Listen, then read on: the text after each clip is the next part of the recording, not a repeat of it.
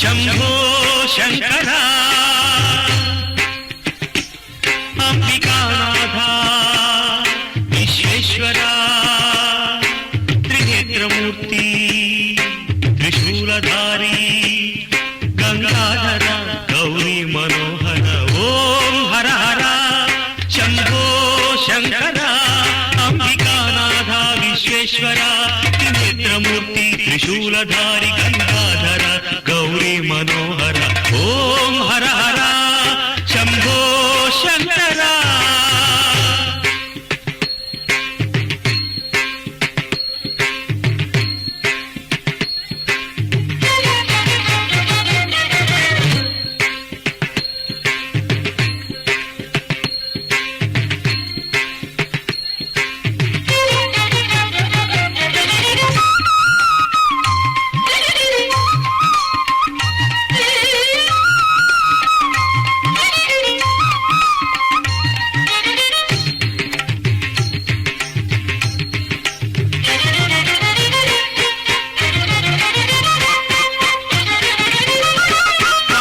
భూషణ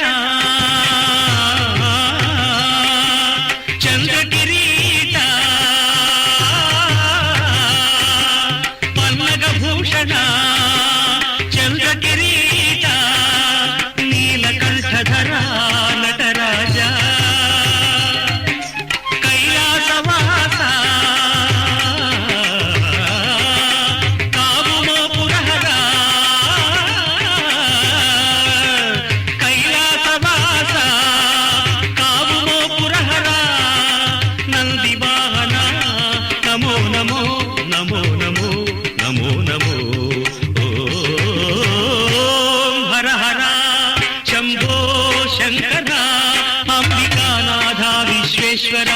త్రినేత్రమూర్తి త్రిశూలధారి గంగాధర గౌరీ మనోహర ఓం హర హర శంభో శంకర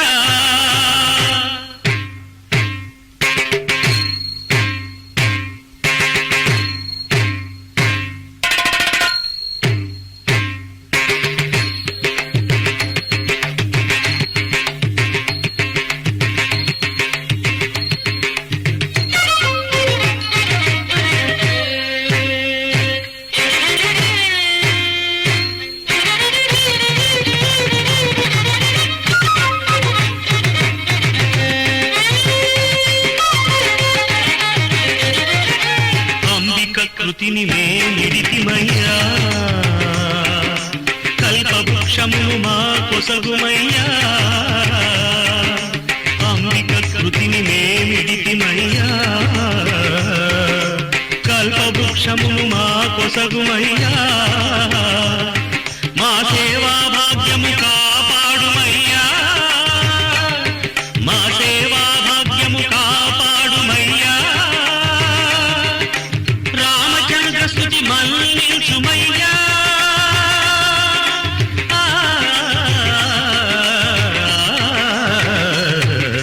ఓం హర హర శంభో శంకర అంబికానాథ విశ్వేశ్వర త్రినేత్రమూర్తి త్రిశూలధారి గంగాధర గౌరీ మనోహర ఓం హర హర శంభో శంకర ఓం హర హర శంభో శంకర హర హర మహాదేవ శంభో శంకర. ఓం నమ శివాయ. హరహరమనే శివమంత్రం, హంస సోహం అనే మంత్రం పశుపతి యొక్క శుభమంత్రం. శుభకరమై జయకరమై అమృతకరమై భక్తులకు కొంగు బంగారమవుతున్నది, ముముక్షువులకు జ్ఞానప్రదమవుతున్నది. పరమ పవిత్రమైనటువంటి హంస మంత్ర స్మరణతో కపిలేశ్వర స్వామి హంసవాహనంపై దర్శింపజేసి మనందరి చేత ఆ అనుగ్రహాన్ని కుమ్మరింపజేస్తూ ఉన్నాడు పరమాత్మ శివుడు. మహాదేవుడు అనేటటువంటి ఒక శబ్దం ఉన్నదే, అది ఎంత తీవ్రమైనటువంటి భక్తి ఉత్సాహానికి కరిగిపోయేటటువంటి ఒక హిమశైలము అంటే సాక్షాత్తు మనకు మార్కండేయుని యొక్క భక్తి విశ్వాసమే ఆదర్శంగా నిలిచి ఉన్నది. కాబట్టి అలాంటి దివ్యమైనటువంటి హంసవాహనంపై దర్శించి అడుగడుగునా భక్తకోటి నీరాజనాలను సమర్పిస్తూ ఉన్నారు కదా. చక్కగా కోలాటాలు, చక్కగా చెక్క భజనలు, చక్కగా నాదమయమైనటువంటి ఎన్నో విన్యాసాలు అక్కడ జరుగుతూ ఉన్నాయి. అంటే దేవతలే మారువేషంలో వచ్చి వారిలో ఆవాహనం పొంది తన్మయత్వం పారవశ్యం అనేటటువంటి పాకంతో పరమాత్ముని దర్శిస్తున్నారు అన్నట్టుగా అక్కడ ఉన్నటువంటి భక్తాదులందరి రూపాల్లో మనం దర్శిస్తూ ఉన్నాం.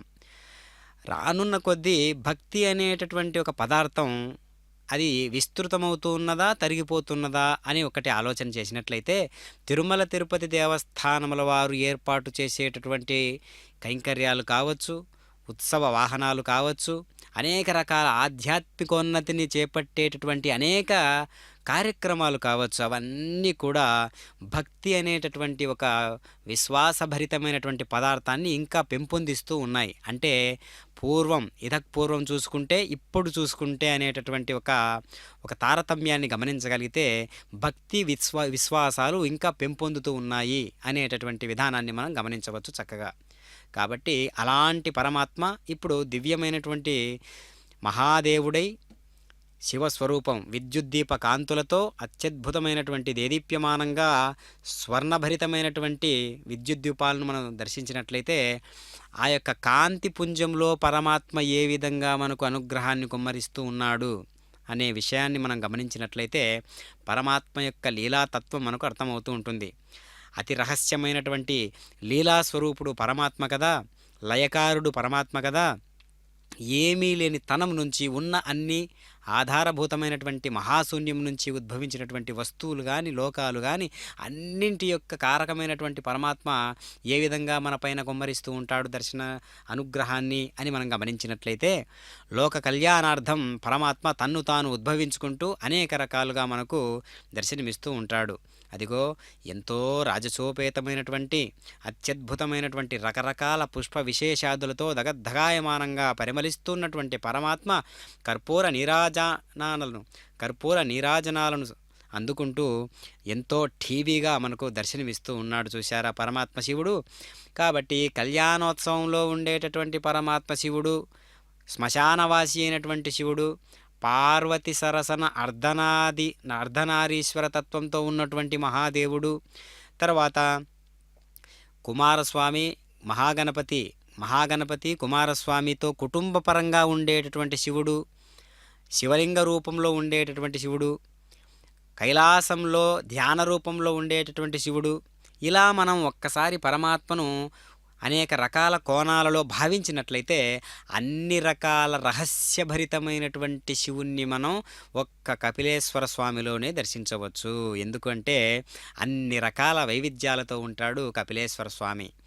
ఎందుకు అంటే చక్కగా కపిల తీర్థం యొక్క గంగా ప్రవాహంతో అత్యద్భుతమైనటువంటి ఆ గంగా పవిత్రత అంతా కూడా లోకంలో ఉండేటటువంటి తీర్థాల యొక్క సారమంతా వెంకటాచలంలో ఉండేటటువంటి అనేక తీర్థాల యొక్క రసాత్మకమైనటువంటి దివ్యమైనటువంటి అమృత ధారలా కురుస్తూ ఉన్నటువంటి కపిలేశ్వర ఆ తీర్థం ఒక్కసారి దర్శిస్తూ పరమాత్మను మదిలో స్మరణ చేసుకుంటే అమృతధార యొక్క అనుగ్రహం ఆ విధంగా ఉంటుంది. పరమాత్మ అనుగ్రహమే అమృతధారలా కపిల తీర్థంలా ప్రవాహం చేస్తూ ఉంటుంది మనందరి హృదయాలలో. దానిని స్వీకరించేటటువంటి ఒక అదృష్టాన్ని మనం పొంది ఉండాలి అనేటటువంటి ఒక శివతత్వం ఏదైతే ఉందో అది మనం గట్టిగా పట్టుకోవాలి. అదిగో హంస అంటేనే ప్రత్యేకమైనటువంటి ఒక గమనంతో నడుస్తూ ఉన్నటువంటి ఒక వాహనం, ఒక జీవి. అది ఎలా ఉంటుంది? పరమ రహస్యాన్ని మనం గమనించినట్లయితే హంస పాలను నీళ్లను ఏ విధంగా వేరు చేస్తుందో లోకమంతా తెలిసినటువంటి సమాచారం ఇది కదా. పాలను నీళ్లను వేరు చేసేటటువంటి పద్ధతి, పాలను మాత్రమే స్వీకరించేటటువంటి పద్ధతి, ఆ వేరు చేసేటటువంటి పద్ధతి అంటే ఏంటి ఇక్కడ అంటే మంచి చెడు ఎప్పుడూ ఉంటాయి మన వెంట, మన ముందు. మనం ఎంపిక అనేటటువంటి 3 అక్షరాల శబ్దాన్ని ఎప్పుడూ కూడా శాసిస్తూ ఉంటాం. ప్రతి చోట ఉంటుంది ఈ ఎంపిక. ఏ బట్టలు కట్టుకోవాలి, ఏ మాటలు మాట్లాడాలి, ఎక్కడ ప్రవర్తించాలి, ఎక్కడ ఎలా ఉండాలి, ఎవరితో సాంగత్యం చేయాలి, ఏ దేవుని ఆరాధించాలి, ఎప్పుడు ఎలా ఉండాలి, ఎప్పుడు ఏ మాటలు మాట్లాడాలి, ఎప్పుడెప్పుడు ఏ గమనాలు చేస్తూ ఉండాలి, ఎప్పుడెప్పుడు ఏ రకమైనటువంటి విషయాలు మనకు అనుభూతిపరంగా తీసుకోవాలి, స్వీకరించాలి, దేనిని వదిలేయాలి. ప్రతి చోట ఈ ఎంపిక అనే శబ్దంతో మనం యుద్ధం చేస్తూ ఉంటాం. అలాంటి ఎంపికను మనం ధర్మయుక్తంగా ముడిపెట్టుకొని ప్రతి చోట ఎంచుకునేటటువంటి అవకాశం ఉంది కాబట్టి మనం ఏం చేయాలి అంటే పరమాత్మ వైపు అడుగులు వేసేటట్లుగా ఎంచుకోవాలి ప్రతి విషయాన్ని, ప్రతి అంశాన్ని కూడా. కాబట్టి అలా ఆ అంశాలను మనం గమనించినట్లయితే ఆ ఎంపిక అనేటటువంటి విధానం దేని ద్వారా మనకు వ్యక్తమవుతున్నదంటే కనిపిస్తున్నటువంటి హంసవాహనం ద్వారా వ్యక్తమవుతూ ఉన్నది. కాబట్టి ఏదైతే అవసరం ఉన్నదో, ధార్మికంగా ఉన్నదో, ఏదైతే మన ఆత్మోద్ధరణకు కారకమై ఉన్నదో, ఆత్మోద్ధరణకు కారకమైనటువంటి ఏదైనా సరే దానిని మనం ఎంచుకుంటూ ఉండాలన్నమాట. కాబట్టి ఆత్మోద్ధరణకు కారణమైనటువంటి ప్రతి పదార్థము, ప్రతి ఎంపిక మనం స్వీకరిస్తూ ఉండాలి. కాబట్టి హంస అనేటటువంటి ఒక స్వరూపం ఎప్పుడూ కూడా ఏది అవసరమో ఆత్మోద్ధరణకు కారణమైనటువంటి పదార్థాన్ని ఏ విధంగా మనం తీసుకోవాలో ఆ రహస్యాన్నంతా కూడా హంసవాహనారూఢుడైనటువంటి పరమాత్మ హంస ద్వారా మనకు వ్యక్తమవుతూ ఉన్నటువంటి సందేశాన్ని ఇస్తూ ఉన్నాడు పరమాత్మ.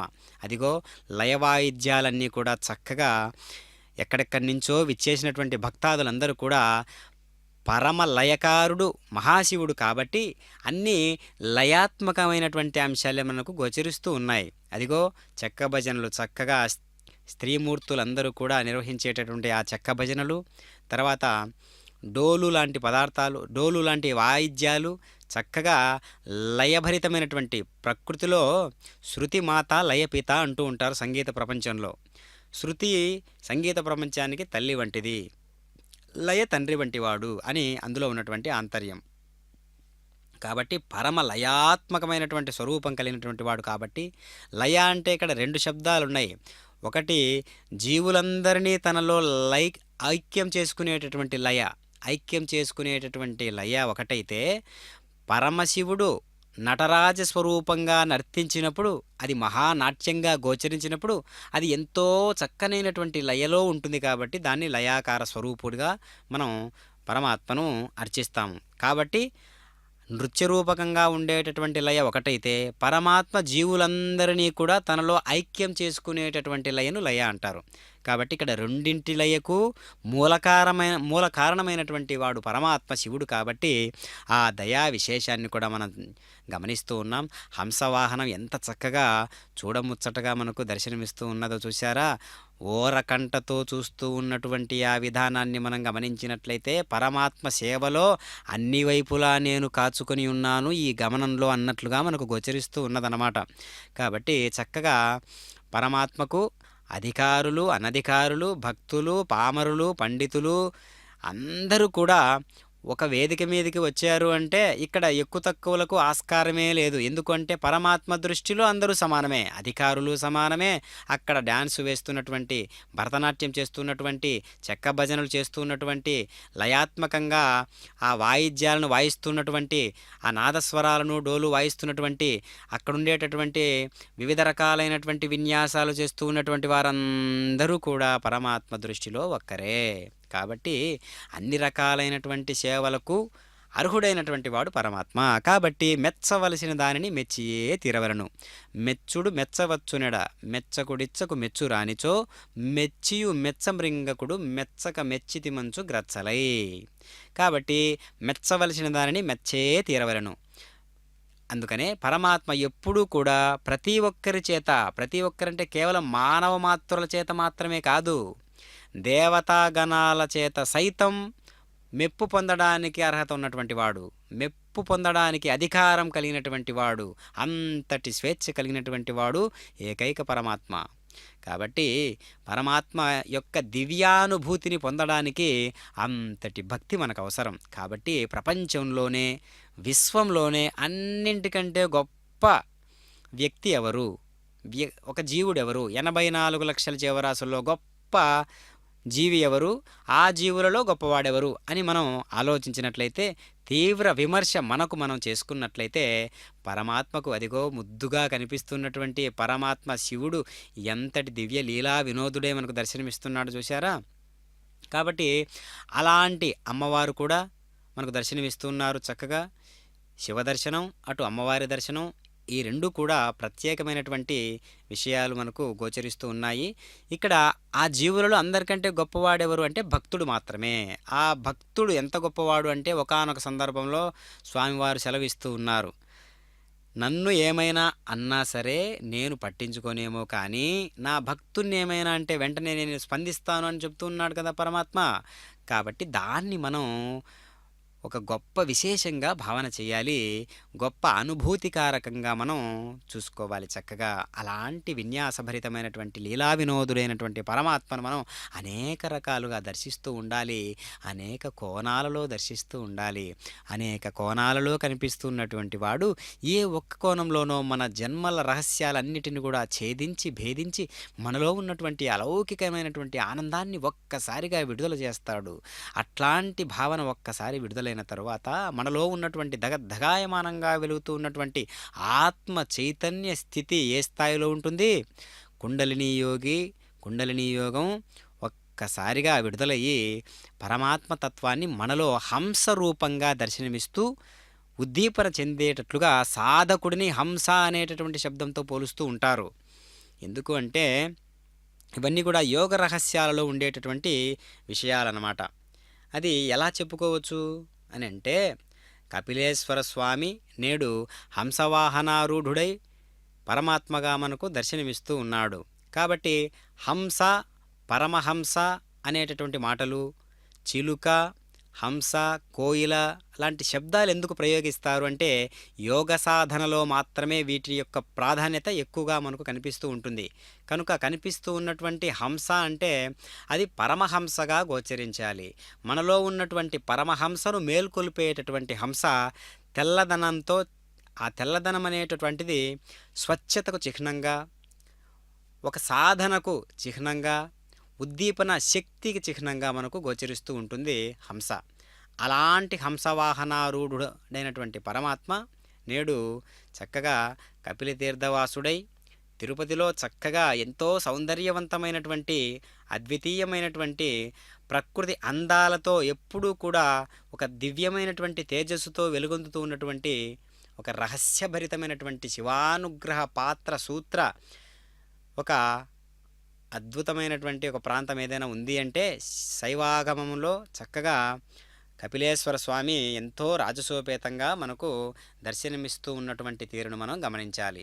అంతేగాక తిరుమలలో ఉండేటటువంటి తీర్థరాజముల యొక్క సారమంతా కూడా కపిల తీర్థంగా మనకు దగద్దగాయమానంగా ఒక దివ్యమైనటువంటి ఎప్పుడూ కూడా ముత్యాల వంటి ఆ ముత్యాలను వెదజల్లుతూ ఉన్నట్లుగా నురగలు క్రక్కుతూ ఉజ్వలంగా ఉద్దీపనంగా ఆ యొక్క తీర్థరాజ్యం ఎప్పుడూ కూడా పొంగుతూ ఉంటుంది. ఆ లక్షణం అంతా కూడా ఎట్లా ఉంటుందంటే అమ్మవారి యొక్క పాపిటి ఏ విధంగా ఉంటుందో ఆ విధంగా ఉంటుంది కపిల తీర్థం యొక్క రహస్యం అది. కాబట్టి అలాంటి కపిల తీర్థంలో స్వామివారు చక్కగా నేడు బ్రహ్మోత్సవాలలో భాగంగా మహాశివరాత్రి పర్వదినం, ఆ పర్వదినాన్ని పురస్కరించుకొని చక్కగా బ్రహ్మోత్సవాలలో భాగంగా కపిలేశ్వర స్వామి నేడు హంసవాహనారూఢుడై పరమాత్మగా మనందరికీ దర్శనమిస్తూ ఉన్నాడు. అదిగో చక్కనైనటువంటి స్వామివారు, అమ్మవారు ఇరువురు కూడా ప్రకృతి పురుషుల యొక్క దివ్యత్వం ఏ విధంగా ప్రకాశిస్తూ ఉంటుందో మనకు గోచరిస్తూ ఉన్నది కదా. హర హర మహాదేవ్.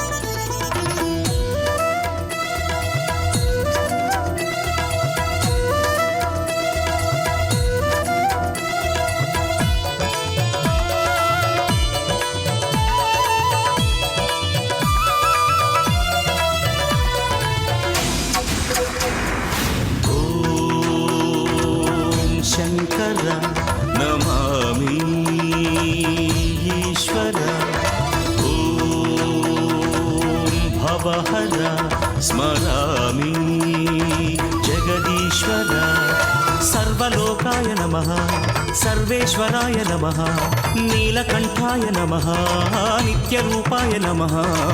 ఓం శంకర నమామి ఈశ్వరా.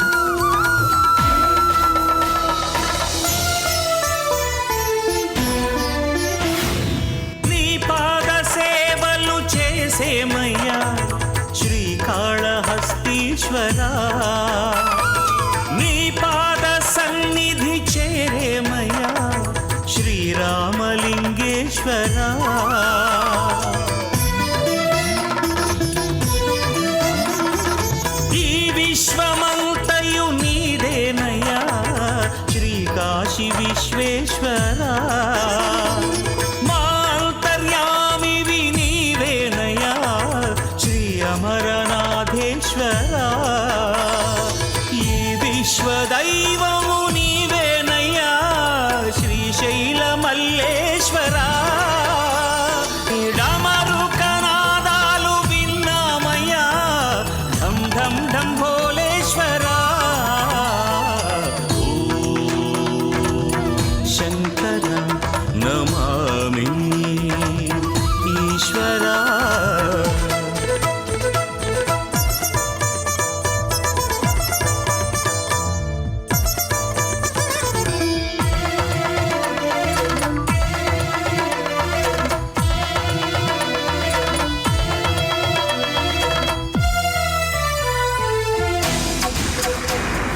శతకోటి కాంతుల శశిశేఖర శ్రీ సోమనాథేశ్వర ముక్కోటి దేవుళ్ళ మునిరాజువా శ్రీ మంజునాథేశ్వర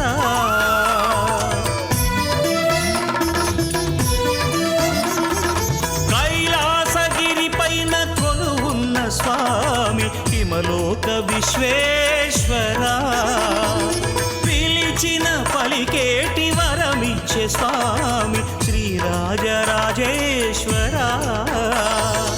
ఈ విశ్వజ్యోతివి నీవేనయ్యా ఓంకార రూపేశ్వర నేను ధ్యానించు వారిని దరిచేరయ్యా కాశీపురాధీశ్వర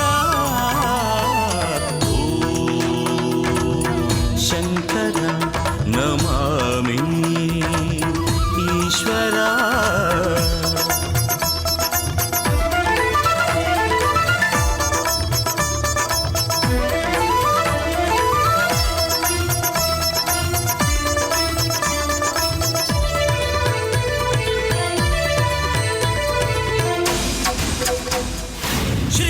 శ్రీకాళకాలాయ నమో హర కైలాస విశ్వేశ్వరా శ్రీ గౌరీకాంతాయ శుభమంగళం శ్రీ అర్ధనారీశ్వరా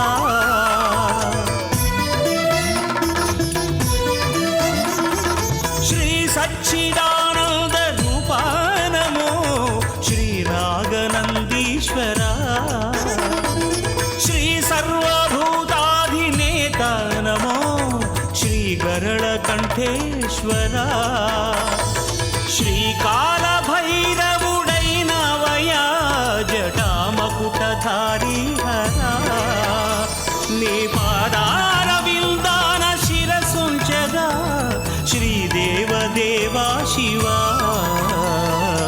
ఓం శంకర నమామి ఈశ్వర ఓం భవహర స్మరామి జగదీశ్వర సర్వశంకర సర్వేశ్వరాయ నమః నీలకంఠాయ నమః నిత్యరూపాయ నమః ఓం ఈశ్వర శంకర నమామి ఈశ్వర హర హర మహాదేవ శంభో శంకర. ఒకానొక శివరాత్రి వేళ చతుర్ముఖ బ్రహ్మ శ్రీ మహావిష్ణువు ఒక సమయంలో శివలింగం యొక్క ఆద్యంతాలను చూడాలని విఫల ప్రయత్నం చేశారు. వరాహ రూపాన్ని దాల్చి పాతాళ లోకానికి వెళ్ళి వచ్చిన విష్ణువు శివలింగం మూలాన్ని చూడలేకపోయాడని ఆ సత్యాన్ని చెప్పాడు. హంస రూపం దాల్చి ఆకాశ వీధికి వెళ్ళి వచ్చిన బ్రహ్మ శివలింగం అగ్రభాగాన్ని చూడకపోయినా చూశానని అసత్యం పలికాడని శివపురాణం చెబుతున్నది. ఇందుకు మొగలి పువ్వును కామధేనువును బ్రహ్మదేవుడు సాక్ష్యంగా చూపాడు. అయితే కామధేనువు తన ముఖం ద్వారా చూశానని తోక ద్వారా చూడలేదని తెలివిగా సాక్ష్యం చెప్పి ఉంటుంది. ఇంతలో బ్రహ్మ విష్ణువుల ముందు శివదేవుడు సాకారుడై ప్రత్యక్షమై అసత్య దోషాన్ని పొందినటువంటి మొగలి పువ్వు తన పూజకు పనికిరాదని కామధేనువుకు దాని సంతతికి మొహం అపుణ్యాన్ని కలిగించినా పృష్ఠ దర్శనం పుణ్య ఫలితాన్నిస్తుందని చెప్పాడు. ఇక బ్రహ్మను శివదేవుడు కలియుగంలో అపూజ్యుడవని శపించాడు. గర్వాన్ని వీడి కరుణించమని ప్రార్థించిన బ్రహ్మను యజ్ఞాదులలో పూజకు అర్హుడవు కమ్మని శివుడు అనుగ్రహించాడు. హంసవాహన సేవలో సోమస్కందమూర్తిని, భవానీ అమ్మవారిని దర్శించినటువంటి భక్తులు పుష్ప ఫలాదులను సమర్పిస్తారు. సమున్నీలత్సంవిత్కమల మకరందైకరసికం భజేహంసద్వంద్వం కిమిహ మహతా మానసచరం. ఆది దంపతులైనటువంటి స్వామి అమ్మవార్లను హంస మిథునంలా దర్శిస్తూ ఉన్నారు. వారి ఆలాపం వల్లనే అష్టాదశ విద్యలు పరిణమించాయి. నీరక్షీర వివేకం మొలకెత్తినది. వికసించిన అనాహత కమలంలోని మకరందాన్ని గ్రోలటంలో ఆసక్తి ఉదయించినది. కపిలాది యోగీశ్వరుల మానస సరస్సులో సంచరించే అనిర్వాచ్యమైన హంస మిథునంలా భక్తులకు దర్శనమిస్తూ ఉన్నారు. అసుతోషుడు, శశాంక శేఖరుడు, పార్వతీ మనోహరుడు, గ్రహ నక్షత్రమాలికాధరుడు, నిత్యానందుడైన పరమశివునికి భక్తులకు వివేకాన్నిచ్చే దీక్షా సమయంలో ప్రీతికరమైనది ఈ అందమైనటువంటి హంసవాహనం.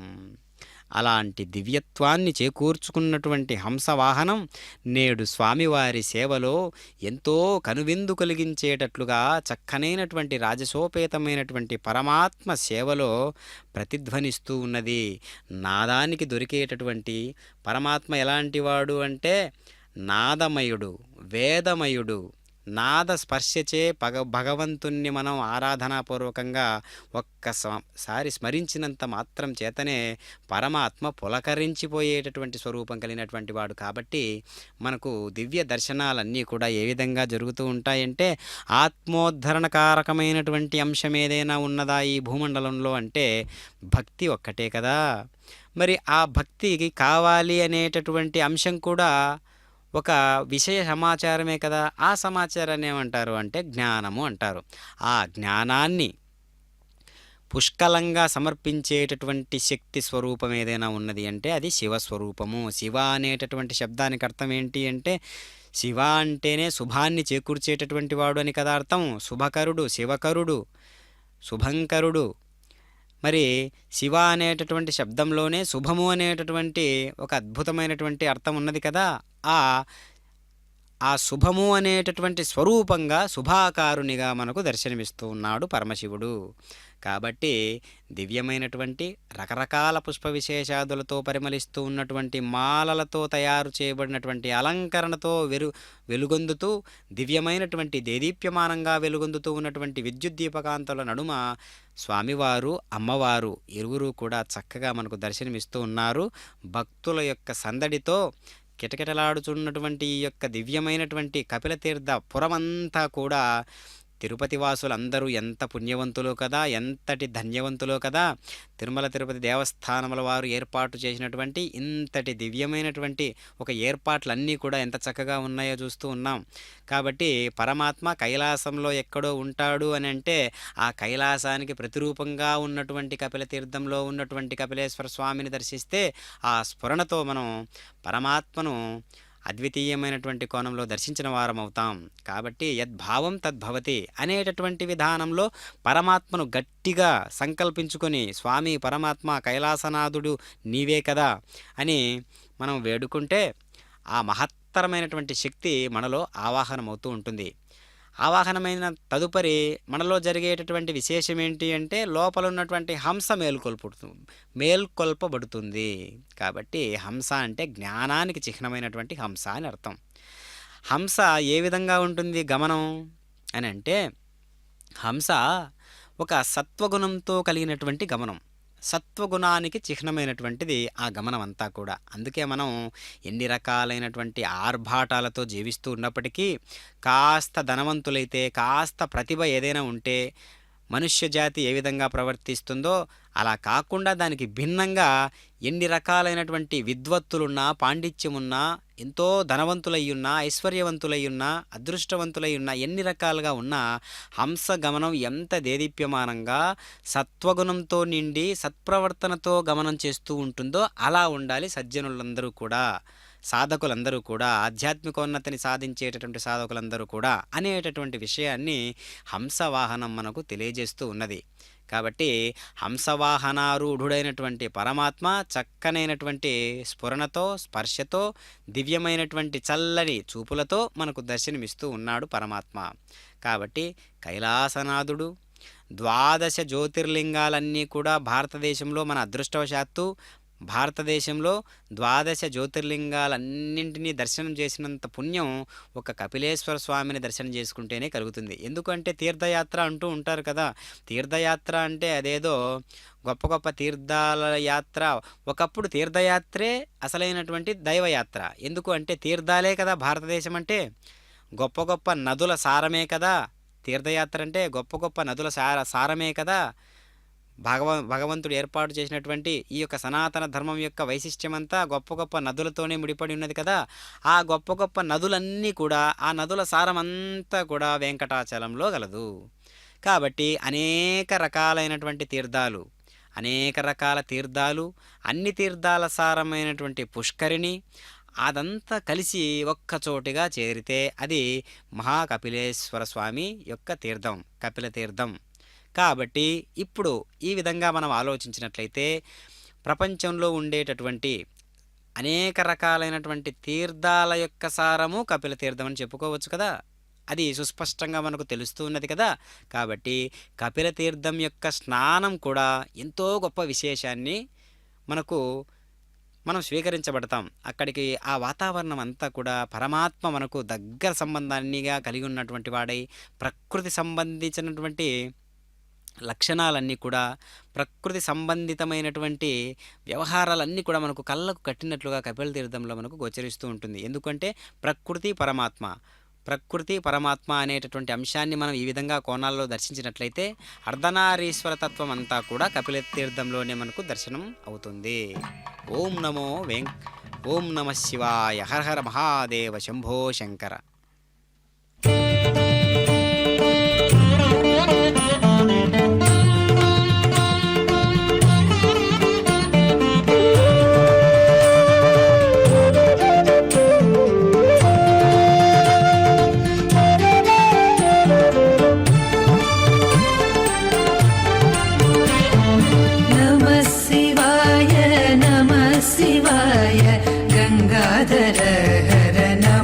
శివాయ నమః శివాయ నమః శివాయ గంగాధర హర నమః శివాయ.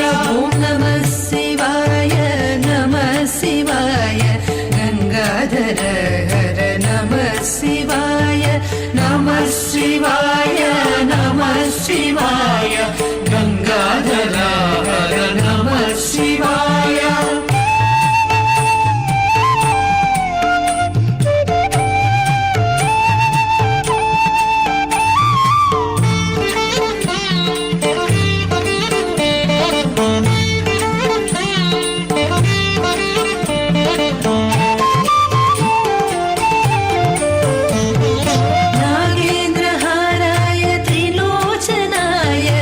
भस्मांगरागाय महेश्वराय नागेन्द्रहाराय त्रिलोचनाय भस्मांगरागाय महेश्वराय नित्याय शुद्धाय निगंबराय तस्मै नकाराय नमः शिवाय. नित्याय शुद्धाय दिगंबराय तस्मै नकाराय नमः शिवाय. नमः शिवाय नमः शिवाय गंगाधर हर नमः शिवाय. नमः शिवाय नमः शिवाय गंगाधर हर नमः शिवाय.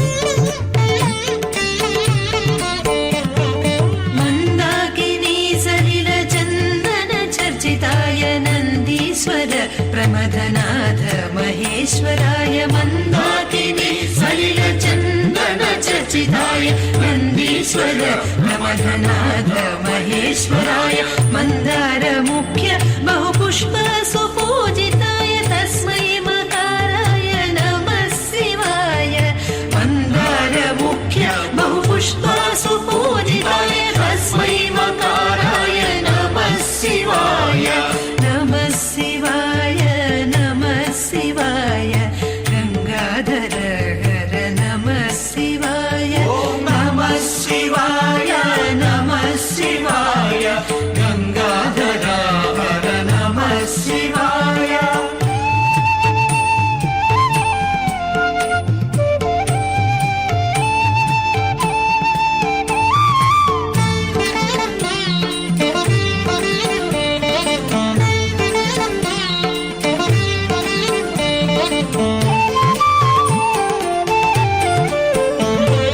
शिवाय गौरी वदनारविन्द सूर्याय दक्षध्वरनाशनाय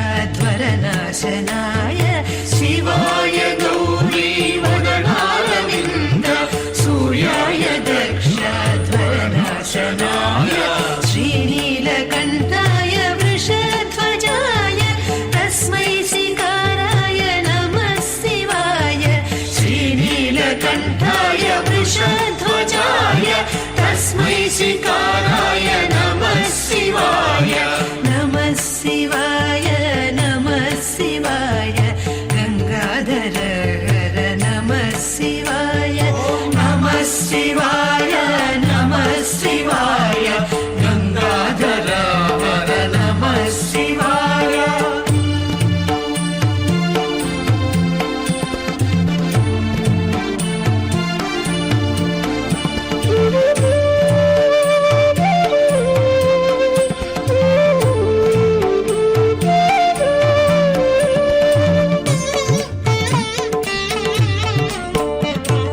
वसिष्ठ कुम्भोद्भव गौतमादि मुनीन्द्र देवार्चित शेखराय वसिष्ठ कुम्भोद्भव गौतमादि मुनीन्द्र देवार्चित शेखराय चन्द्रार्क वैश्वानर लोचनाय तस्मै वकाराय नमः शिवाय चन्द्रार्क वैश्वानर लोचनाय तस्मै वकाराय नमः शिवाय नमः शिवाय नमः शिवाय गंगाधर हर नमः शिवाय नमः शिवाय नमः शिवाय गंगाधर हर नमः शिवाय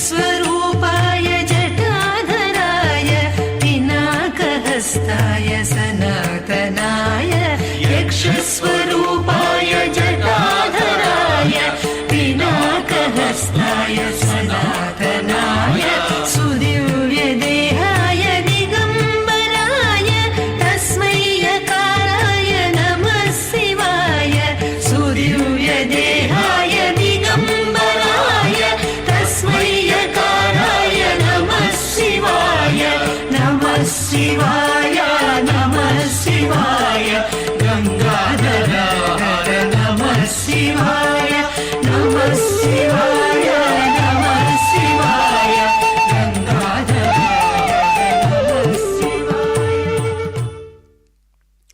హర హర మహాదేవ శంభో శంకర ఓం నమ శివాయ. పరమాత్మ చక్కనైనటువంటి ప్రకృతి సౌందర్యాల నడుమ ఎంతో దివ్యమైనటువంటి రాజసోపేతమైనటువంటి అనుగ్రహాన్ని మనకై కుమ్మరిస్తూ పరమాత్మ దర్శనాన్ని ఎంతో చిద్విలాసభరితమైనటువంటి ఆ రూపాన్ని మనలో అంతర్ముఖ సాధకుల్ని మేలుకొలిపేటట్లుగా హంసవాహనారూఢుడైనటువంటి పరమాత్మను మనం దర్శిస్తూ ఉన్నాం. హంస అనేటటువంటి తత్వం మనలో ఆత్మోద్ధరణకు లోపలికి ప్రవేశించేటట్లుగా అంతర్ముఖ సాధనను మేలుకొల్పేటట్లుగా ఈ యొక్క దివ్యమైనటువంటి హంసవాహనం చిహ్నంగా ఉంటుంది ఎప్పుడూ కూడా.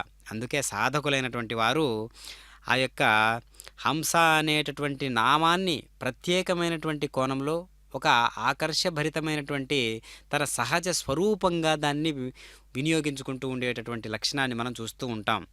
పరమహంస అంటూ ఉంటారు. పరమహంస అంటే ఆత్మదర్శనాన్ని సంపూర్ణంగా విశ్వమంతా ఉన్నటువంటి ఆత్మదర్శనమే నాలో ఉన్నది అనేటటువంటి ఆత్మస్వరూపమే విశ్వమంతా, అనంతమైనటువంటి విశ్వమంతా పొంచి ఉన్నటువంటి నిండి నిబిడీకృతమై ఉన్నటువంటి తత్వం నా శరీరంలో కూడా ఉన్నది అనేటటువంటి రహస్యాన్ని ఛేదించేటటువంటి దివ్యత్వమే హంస అనేటటువంటి పేరుతో పిలువబడుతూ ఉంటుంది సాధకులను. అందుకే సాధకులైనటువంటి వారందరూ కూడా ఆ అంతర్ముఖ సాధకులై హంస యొక్క ప్రయోగం ప్రతిష్టాత్మకమైనటువంటి సాధనా రహస్యాన్ని ఛేదించడానికి ఏ విధమైనటువంటి మార్గాలతో, మార్గము అంటే ఏమీ లేదు ఇక్కడ, ధర్మము సత్యము, ఈ సత్యము ధర్మము అనేటటువంటి ఒక దివ్యమైనటువంటి పదార్థాలతో మనం ఈ యొక్క జీవన గమనాన్ని స్వారీ చేయవలసి ఉంటుంది.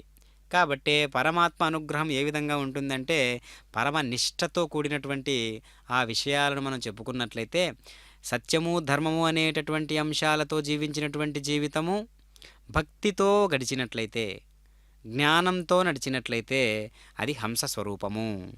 కాబట్టి పరమాత్మ ఈ యొక్క దివ్యమైనటువంటి లీలా వినోదుడైనటువంటి పరమాత్మ ఈ విధంగా మనకు గోచరిస్తూ ఉన్నాడు. అదిగో ఎంతో చక్కనైనటువంటి అలంకరణలతో తిరుమల తిరుపతి దేవస్థానముల వారు ఏర్పాటు చేసినటువంటి విద్యుద్దీప కాంతుల నడుమ స్వామివారు మనకు దర్శనమిస్తూ ఉన్నారు. అయ్యవారి వాహనం నంది వాహనం, అమ్మవారి వాహనం సింహవాహనం. కాబట్టి కుటుంబం మొత్తం కూడా శివ కుటుంబం అంటే అసలు ఈ సృష్టిలోనే అతి విశేషమైనటువంటి విచిత్రమైనటువంటి కుటుంబం ఏదైనా ఉంది దేవతాగణాలలో అంటే ఒక శివ కుటుంబం మాత్రమే. అంత చిత్ర విచిత్రంగా అద్వితీయంగా ఉంటుంది. ఎందుకంటే అన్నీ కూడా వ్యతిరేకమైనటువంటి జంతుభావాలతో, జంతు స్వరూపాలతో ఉండేటటువంటి కుటుంబం. స్వామివారికేమో నంది వాహనం, అమ్మవారికేమో సింహవాహనం, మరి విఘ్నేశ్వరునికేమో ఎలుక వాహనం, మరి కుమారస్వామికేమో నెమలి వాహనం. ఇలా ఈ విధంగా వైవిధ్యభరితమైనటువంటి, పైగా స్వామివారు కంఠంలో అలంకరణగా ఉపయోగించుకున్నటువంటి ధరించినటువంటి సర్పరాజము. ఇన్ని రకాలైనటువంటి ఒకదానికొకటి పొంతన ఉండదు, ఒకదానికొకటి వ్యతిరేక భావనతో ఉండేటటువంటి వైరి భావంతో ఉండేటటువంటి జీవులను ధరించినటువంటి వారు. అలాంటి వారందరూ ఒక కుటుంబం అయితే అదే శివ కుటుంబము.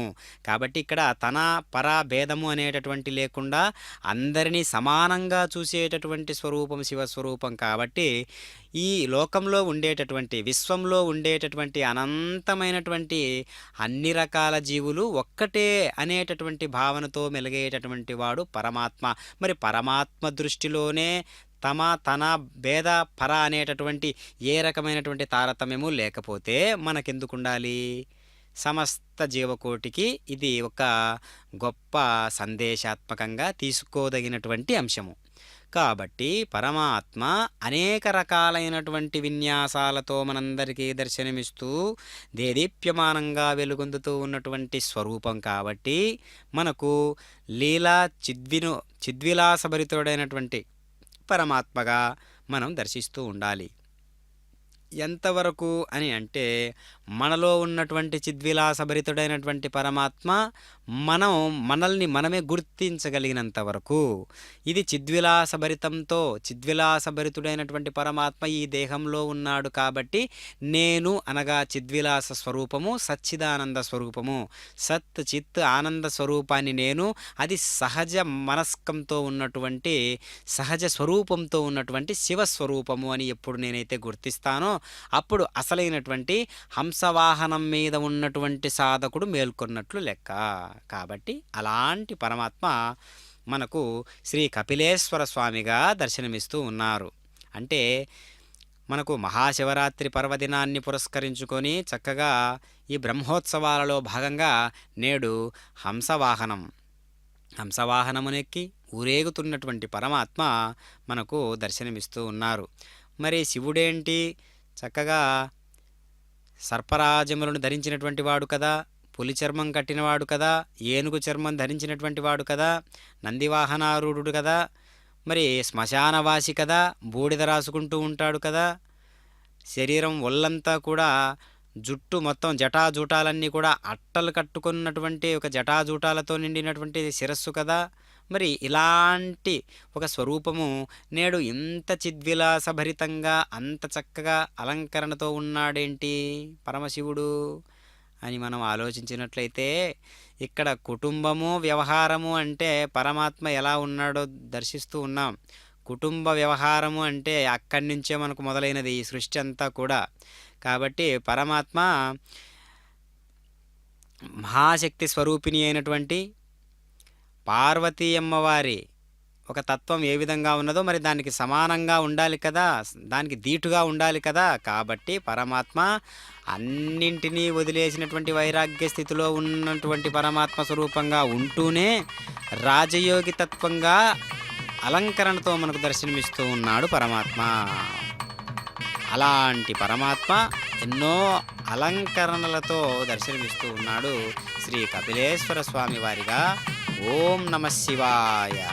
హర హర మహాదేవ. శంభో శంకర.